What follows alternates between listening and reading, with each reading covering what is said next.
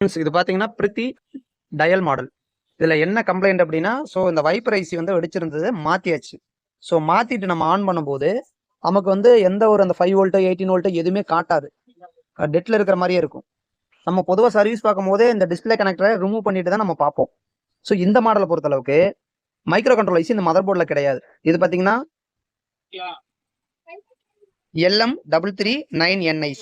இது வந்து டிரைவருக்காக யூஸ் பண்ணியிருக்காங்க இந்த ஐசி. ஸோ மைக்ரோ கண்ட்ரோல் ஐசின்னு பார்த்தீங்கன்னா இந்த பேனல் போர்டில் பின்னாடி இருக்கு. ஸோ இந்த இடத்துல இருக்கு. அதனால இந்த பேனல் போர்டை கனெக்ட் பண்ணா மட்டும்தான் ஸோ உங்களுக்கு இந்த 18 வோல்ட் 5 வோல்ட் எல்லாம் வரும். அப்புறம் தான் ஃபங்க்ஷனே நடக்கும்.